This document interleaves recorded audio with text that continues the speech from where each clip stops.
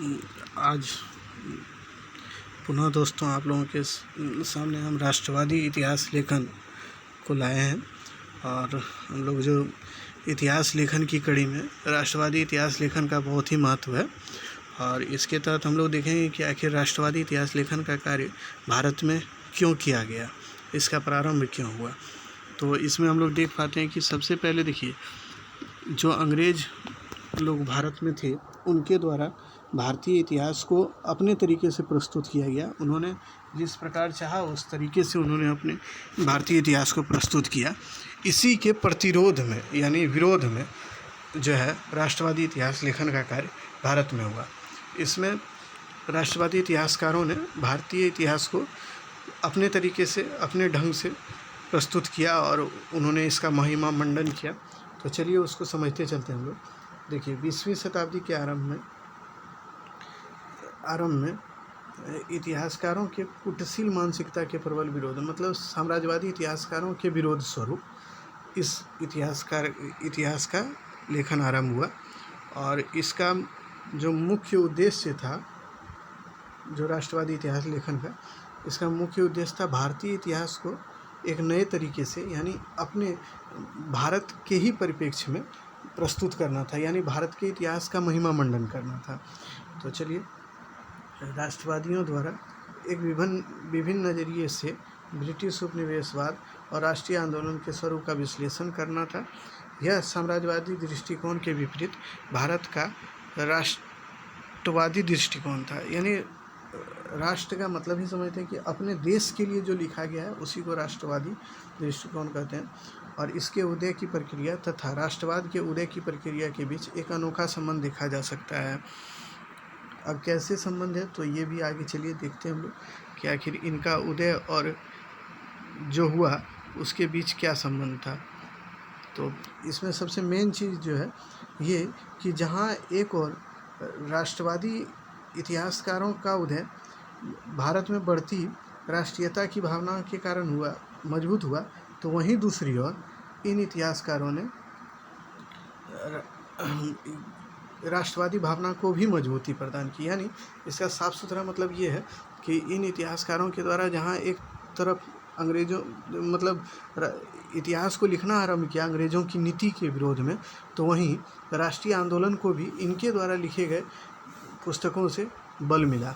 चलिए, राष्ट्रीय इतिहास लेखन का दो उद्देश्य था। पहला उद्देश्य ये था कि ब्रिटिश प्रशासकों एवं इतिहासकारों द्वारा लगाए गए आरोपों का प्रत्युत्तर, मतलब जवाब देना था।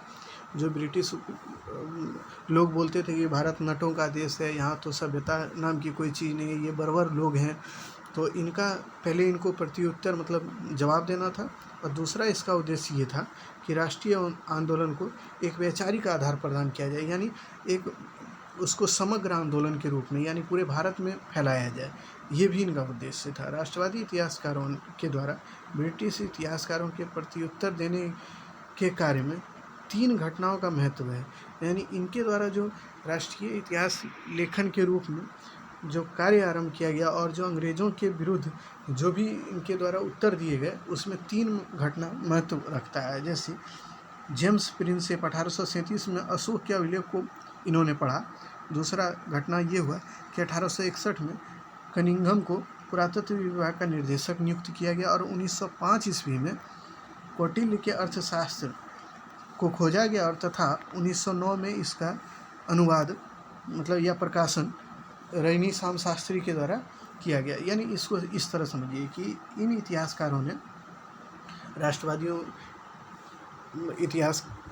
इतिहासकारों को ये मौका मिला कि 1837 में जब जेम्स प्रिंसेप के द्वारा अशोक का अभिलेख पढ़ा गया तो इन्होंने इससे समझा कि अरे मेरा तो इतिहास बहुत पुराना है, तो इन्होंने इसके सहायता से भारतीय इतिहास को अपने तरीके से फिर से नए ढंग से लिखने का कार्य किया। उसके बाद जब कनिंघम भारत के पुरातत्व विभाग के निर्देशक बने, तो इस काल में आप देखिएगा कि भारत के कई एक प्राचीन जो इतिहास की आज जो हम लोग इतिहास पढ़ते हैं उसके कई एक प्राचीन घटनाओं का उद्भव हुआ। चूँकि उस समय पुरातात्विक कई टीलों का खनन किया गया जिससे हम लोग को साक्ष्य मिला, तो इसका भी लाभ इन राष्ट्रवादी इतिहासकारों को मिला इतिहास लिखने में। और तीसरा ये हुआ कि अर्थशास्त्र जो कौटिल्य द्वारा लिखा गया था वो 1905 ईस्वी में खोजा गया, मतलब मिला वो वहाँ पे मैसूर में।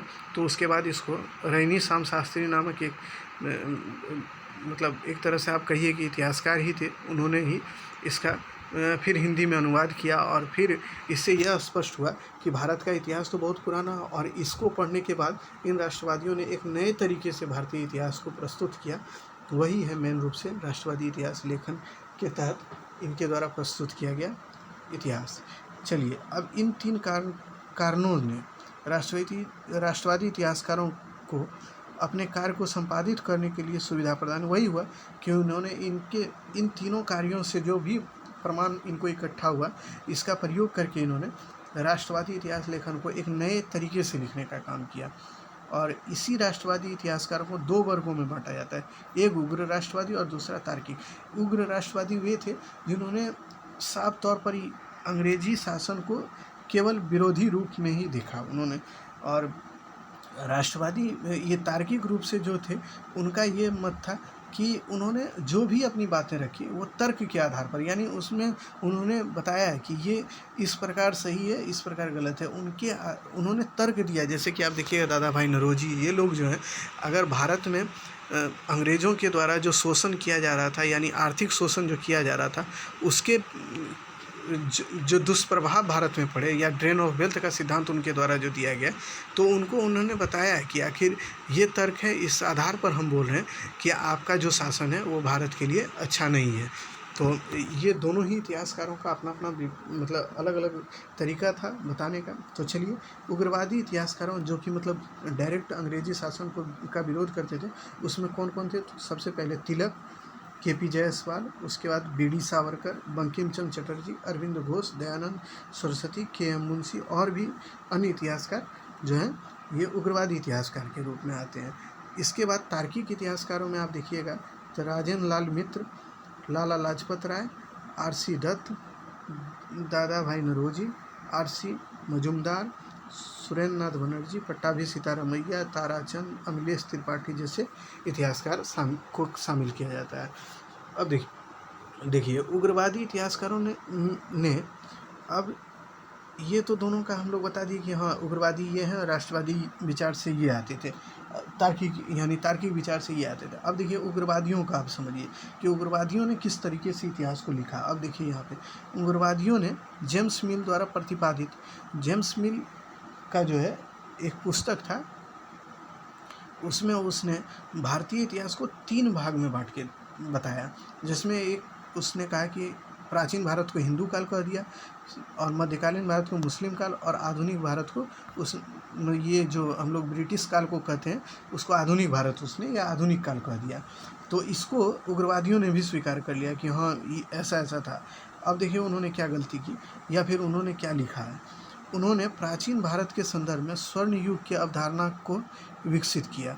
उन्होंने गुप्त काल को स्वर्ण काल कहा, किसने? उग्रवादियों ने। और वेदों को समस्त ज्ञान और उपलब्धियों का स्रोत माना। उग्रवादियों का मानना था कि जो भी हमारे ज्ञान का स्वरूप है, यानी जो हमारे ज्ञान का सबसे मेन सोर्स है वो वेद ही है, ये उग्रवादी मानते थे। उन्होंने भारतीय सभ्यता को यूरोपीय सभ्यता से श्रेष्ठ बताने का कार्य किया, और उन्होंने ये भी बताया कि श्वेत उत्तराधिकार का सिद्धांत जो अंग्रेज़ों के समय चल रहा था उसका भी उन्होंने साफ तौर पे खंडन कर दिया, यानी उसको मानने से साफ इनकार कर दिया। अब देखिए उग्रवादियों का और 1-2 बात देख लेते हैं हम लोग। तो अब उग्रवादी इतिहासकारों में 1-2 इतिहासकार के द्वारा क्या क्या किया गया उसको देखिए। तिलक ने जहाँ प्रतिपादित किया कि ऋग्वेद की रचना 4000 ईस्वी पूर्व यानी BC में की गई है, उन्होंने इसको और पीछे ले जाके, जैसे कि हम लोग जानते भी हैं कि 1500 से 600 ईस्वी तक वैदिक काल को माना जाता है, जिसमें ऋग्वैदिक काल को माना जाता है 1500 से 1000 ईस्वी तक का काल। ऋग्वेद काल 1000 ईसा पूर्व तक का काल ऋग्वैदिक काल माना जाता है। तो इन्होंने, तिलक हैं, इन्होंने तो कह दिया कि भाई देखिए जो ऋग्वैदिक काल है वो इससे भी पीछे है। तो कितना पीछे? तो इन्होंने बताया कि 4000 ईसा ईस्वी पूर्व तक का काल जो है वो ऋग्वेदिक काल है। तो उसके बाद केपी जायसवाल ने 1912 में एक से 18 तक उन्होंने एक मॉडर्न रिव्यू नामक एक पत्रिका वे लिखते थे, और इस पत्रिका में जो लेख उनका छपता था, जो 1924 में एक पुस्तक के रूप में प्रकाशित हुआ, उनका जो मॉडर्न रिव्यू नामक पत्रिका में जो लेख छपा उसी को ही बाद में हिंदू पॉलिटी नाम दिया गया 1924 में। और उसमें उन्होंने ये बताया कि भाई देखिए, यूरोप में आप जो लोकतंत्र की स्थापना हुई है वो ठीक है कि आपको लगता है कि पहले हुआ है, लेकिन नहीं, उन्होंने ये बताया कि भारत में उससे भी पहले लोकतंत्र की स्थापना हो गई थी। यानी आप देखिए, वज्जी मतलब वैशाली गणराज्य भारत का सबसे पुराना है ये सब। तो उनका यही कहना था कि भाई आपके यहाँ तो लोकतंत्र बाद में आया, हमारे यहाँ तो सबसे पहले ही था। तो ये केपी जायसवाल ने अपने तरीके से इसको परिभाषित करने का काम किया। और वीडी सावरकर उसके बाद देखिए उन्होंने 1857 के विद्रोह को, आप जानते भी हैं 1857 के विद्रोह का स्वरूप जब पढ़िएगा तो वहाँ बताना पड़ता है कि कौन इतिहासकार इसको क्या मानते हैं।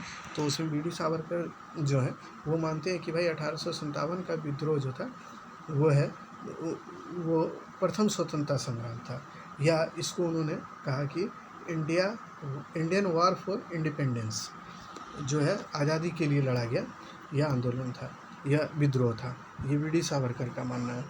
तो अब चलिए इसका कंक्लूजन हम लोग कर देते हैं। उग्रवादी इतिहासकारों ने तो यहाँ तक दावा किया कि प्राचीन भारत के लोगों को तमंचे और वायुयान की भी जानकारी थी। ये मानते हैं कि भारत में जो है प्राचीन भारत के लोग, उनको तमंचों की भी जानकारी थी और वायुयानों की भी जानकारी। और देखिएगा बहुत से प्राचीन साहित्य हैं जिसमें इसकी चर्चाएँ भी हैं। उसके बाद देखिए, उसके अनुसार महाकाव्य काल में भारतीयों ने अग्नेयशास्त्र यानी जो अग्नि से चलने वाला, ये एक तरह से ये युद्ध में इसका यूज किया जाता था, एक तरह से शास्त्र था, निशस्त्र था, तो इसका यूज किया जाता था उसमें, और विमानों का निर्माण कर लिया था। इनका उग्रवादियों का यही मानना था कि देखिए, प्राचीन भारत में ही सबसे पहले लोगों ने वायुयान की भी उनको जानकारी थी, तमंचों की भी जानकारी थी, अग्नेयशास्त्र की भी जानकारी थी, और विमानों के निर्माण के बारे में भी वो जानते थे, या उन्होंने विमान का भी निर्माण कर लिया था। जो आज हम लोग विमान देखते हैं या हवाई जहाज ये सब, तो इनका मानना है कि ये प्राचीन काल में ही हो चुका था।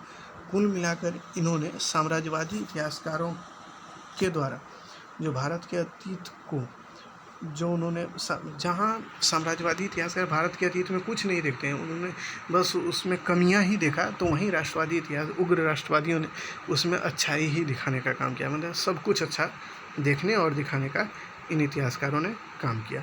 तो इसमें एक स्पष्ट हो गया कि देखिए, सबसे पहले इसका रिवीजन हम करते हैं कि देखिए, राष्ट्रवादी इतिहासकारों का मुख्य उद्देश्य भारत में राष्ट्रीय जो है भारत के इतिहास को राष्ट्रीय आधार पर उन्होंने लिखने का काम किया।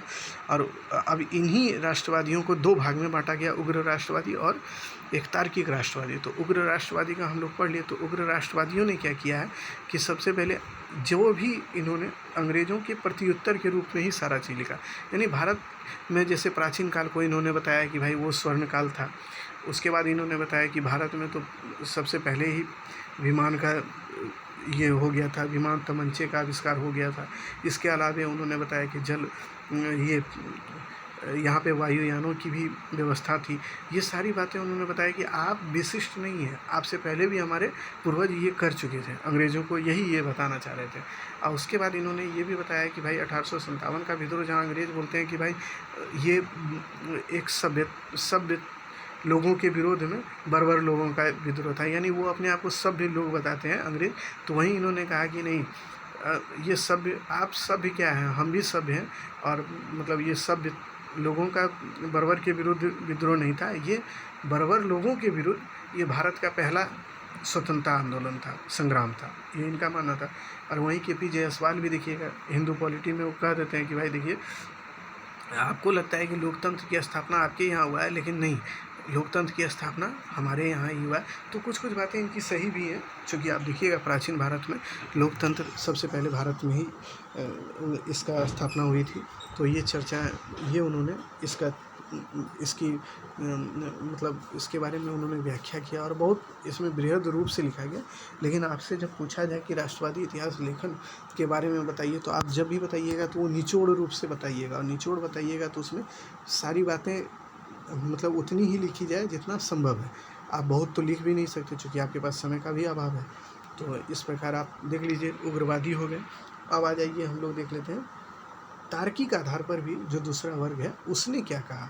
तो देखिए, तार्किक जो आधार से जो इतिहास लिखा गया भारत का, उन्होंने अतिवादिता से बचा अपने आप को। अतिवाद यानी उन्होंने पूर्ण रूप से, मतलब होता है ना कि भारत का ही सपोर्ट में सब कुछ नहीं, उन्होंने जो भी लिखा वो तार्किक आधार पर लिखा है। ये नहीं कि भारत में हम हैं तो हम जैसे चाहें वैसे लिख दें, तोड़ मरोड़ कर उन्होंने इतिहास को नहीं लिखा। उन्होंने तार्किक रूप को अपनाया और उस आधार पर उन्होंने अंग्रेजी उपनिवेशवाद को ये बताया है कि आपका शासन हमारे यहाँ अच्छा नहीं है या बुरा है तो कैसे है, आखिर ये सारे उन्होंने तर्क दिए।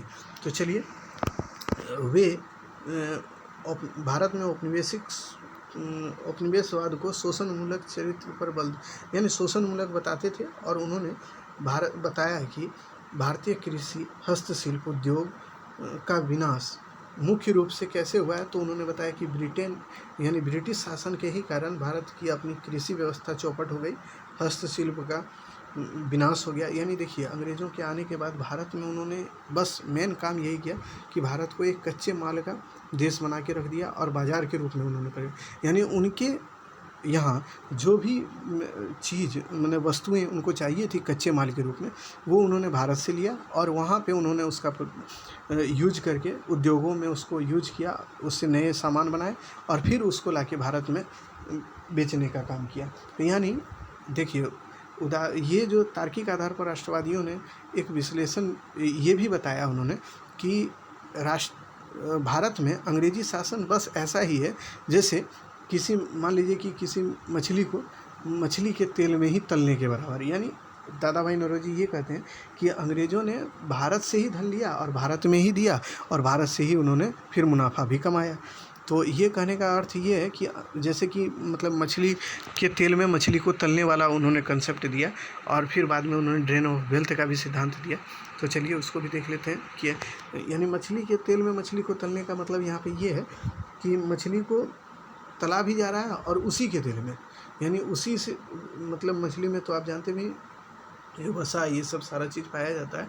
तो इनका कहना था कि भाई मछली को आप तल भी रहे हैं तो किस में, तो उसी के तेल में तल रहे हैं, कोई विशेष आप बाहर से कुछ नहीं दे रहे हैं। तो यानी भारत में आप जो काम कर भी रहे हैं तो वो भारत के पैसे से ही कर रहे हैं। और दूसरी बात ये कि भारत का केवल और केवल आप शोषण कर रहे हैं। तो ये तार्किक आधार पर इन्होंने, ऐसा नहीं है कि एक हवाई बातें कर दी इन्होंने तार्किक इसका तर्क भी दिया कि भाई इसके तर्क भी हम देते हैं। जैसे इन राष्ट्रवादियों ने भारत के पिछड़ेपन का कारण भी अंग्रेजी शासन को बताया। इन राष्ट्रवादियों ने तार्किक आधार पर साबित किया कि भारतीय राष्ट्रीय आंदोलन वर्ग विशेष का आंदोलन नहीं बल्कि औपनिवेशिक शोषण के विरुद्ध एकताबद्ध होते हुए एक उदयमान राष्ट्र की आकांक्षा था। देखिए, दादा भाई नौरोजी जैसे इतिहासकार हुए या फिर जो भी आर.सी. मजूमदार हुए, तो इकोनॉमिक हिस्ट्री ऑफ इंडिया ये सब इन्होंने लिखा। फिर दादा भाई poverty and British rule in India, ये सब इन्होंने बुक में ये बताया कि देखिए अंग्रेज़ कैसे कैसे भारत में शोषण किए।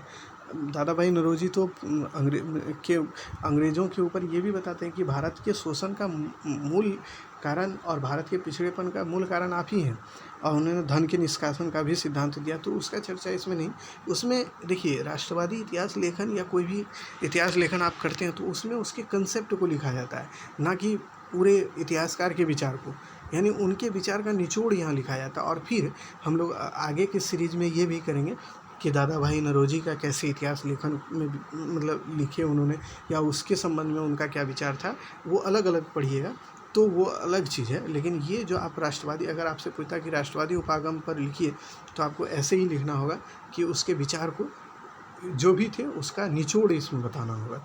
तो यही हम बता भी रहे हैं, चूँकि हर एक लेक्चर में अलग अलग उसके ऊपर लेक्चर बनाना पड़ेगा यदि हम उस तरह पढ़ना चाहें तो। यानी अगर आंसर राइटिंग में आपसे पूछा जाए कि राष्ट्रवादी इतिहास लेखन के बारे में, तो आपको ऐसे ही लिखना होगा जैसे एक निचोड़ उसका क्या था, क्या कि आप अगर पूरा लिखते हैं तो उस पे कई एक बुक लिखा गया है, जो आप संभव भी नहीं है किसी से कि कोई पूरा लिख दे। चलिए अब इसमें और इनकी आलोचना आप देख लेते हैं कि देखिए इनकी आलोचना में यही 2-3 बातों को ध्यान रखिएगा। इसमें कमी को और अच्छाई को दोनों को ही ध्यान में रखना चाहिए। आलोचना दोनों ही रूप से लिखा जाता है। तो पहले देखिए, उपरोक्त बातों के बावजूद राष्ट्रवादी इतिहासकारों की सबसे बड़ी एक कमी ये थी कि उन्होंने भारतीय समाज के आंतरिक अंतर्विरोध, यानी भारतीय समाज में हिंदू मुस्लिम ये जो अंतर्विरोध था, इसका उन्होंने अपेक्षा मतलब उसको उन्होंने तरजीह ही नहीं दिया, उसके बारे में कुछ नहीं बोले। वो भारतीय समाज में व्याप्त विघटनकारी तत्व, फूट और झूठी धर्म विभाजनकारी तत्वों का पर कम ध्यान दिया गया। उन्होंने विशेष ध्यान नहीं दिया कि भारत देखिए कुछ अच्छाई था तो कुछ बुराई भी तो उस समय था, क्योंकि उस समय भी धीरे धीरे देखिए अंग्रेजी शासन के दौर में भारत में भी जो ये विधा शुरू हो जाती है कि हिंदू मुस्लिम वाली सारी बातें, सांप्रदायिकता का उद्भव हो चुका होता है, तो उस पर उन्होंने कुछ नहीं बोला। उन्होंने केवल और केवल अच्छी बातें इसकी बताते हुए चले गए। और वे इस प्रश्न का भी उत्तर नहीं दे पाए कि मध्यकाल जड़ता और राजनीतिक विखंडता से त्रस्त था, लेकिन भारत में राष्ट्रवाद के उदय का स्वाभाविक रूप कैसे हो गया, ये भी नहीं। यानी ये कि मध्यकाल को जो अंग्रेज़ों या फिर मतलब इन राष्ट्रवादियों ने जो प्रस्तुत किया, उनको लगा कि नहीं, देखिए हिंदू काल ही इन्होंने सर्वश्रेष्ठ माना, यानी प्राचीन भारत को ही। लेकिन वो ये नहीं बता पाए कि आखिर भारत में मध्यकाल में अगर राष्ट्रवाद का उद्भव हुआ या उदय हुआ तो उसके पीछे में क्या कारण था, ये वो बताने से सक्षम नहीं रह पाए। तो यह भी एक उनकी कमी है जो कि आप स्पष्ट नहीं कर पाए। देखिए, उग्र राष्ट्रवादियों ने प्राचीन भारत की सभ्यता का महिमा मंडन और स्वर्ण युग की अवधारणा को प्रस्तुत किया, जिससे मुसलमानों की राष्ट्रीय आंदोलन से अलगाव बढ़ा। देखिए, आप स्वाभाविक तौर पर आप अगर हर बार आप सोचिए ऐसे कि अगर आप हर बार ये कहें कि हम ही बेस्ट हैं, तो सामने वाले को कभी ना कभी ये लग जाएगा कि भाई हम में क्या कमी है, फिर हम क्यों नहीं बेस्ट हैं। तो यही हुआ कि इन्होंने अतिवादिता पर ज़्यादा बल दे दिया। अतिवादिता का अर्थ यहाँ पे ये समझिए कि इन्होंने प्राचीन भारत का महिमा मंडन पूरा किया कि भाई वो तो स्वर्ण युग था, यहाँ तक कि गुप्त काल तो स्वर्ण काल के रूप में इन्होंने वर्णित किया। चलिए ठीक है, अगर स्वर्ण युग था भी तो आप जो बोले वो ठीक है, लेकिन आप मध्यकाली की भी कुछ बातें रखते या अच्छाई को उसके भी आप सामने रख देते उसका, तो और ठीक रहता। लेकिन वो कमी कहीं ना कहीं ये हुआ कि इससे विभाजन का रास्ता भी तैयार हो गया।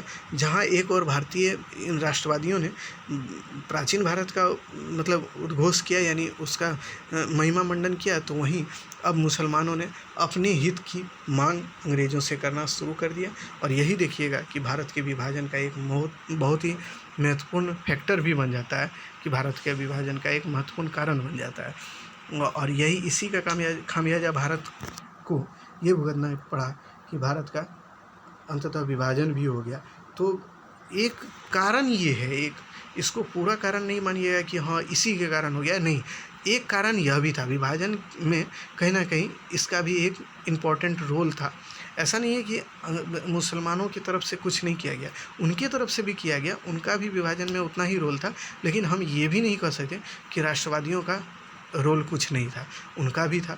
तो इन दोनों ही चीज़ों को देखिएगा और फिर आप निष्कर्ष में लिख दीजिएगा कि जहाँ राष्ट्रवादी इतिहासकारों ने भारतीय इतिहास को नए आयाम से परिभाषित किया और नए तरीके से प्रस्तुत करने का कार्य किया, और भारतीय मतलब साम्राज्यवादी इतिहासकारों के प्रत्युत्तर में इन्होंने उनको उत्तर देने का काम किया। यानी उनके द्वारा जो प्रस्तुत किया गया था कि भाई भारत तो सभ्य देश ही नहीं है, उसका जो प्रत्युत्तर उन्होंने दिया ये तो किया है, लेकिन दूसरी ओर इसका ये भी प्रभाव हुआ कि भारत के यानी भारत में सांप्रदायिकता के उदय या भारत के विभाजन में इन्होंने एक तरह से कारगर रूप भी अपना लिया और एक महत्वपूर्ण भूमिका का भी निर्वाह किया। तो ये चलिए हम लोग राष्ट्रवादी इतिहास लेखन का एक निचोड़ आपके सामने रख दिए। तो इसमें विशेष पढ़ना भी नहीं है, मॉडर्न इंडिया का जो सेक्शन होता है उसी में इसको पढ़ना होता है, यानी फिर हिस्टोग्राफी में। तो इस कड़ी में और भी 1-2 लेक्चर जो भी हैं मेन उस पर आएगा बाद में, और उसको हम लोग धीरे धीरे लाते रहेंगे। तब तक के लिए धन्यवाद। मेरे चैनल से जुड़ने के लिए आपका बहुत बहुत आभार।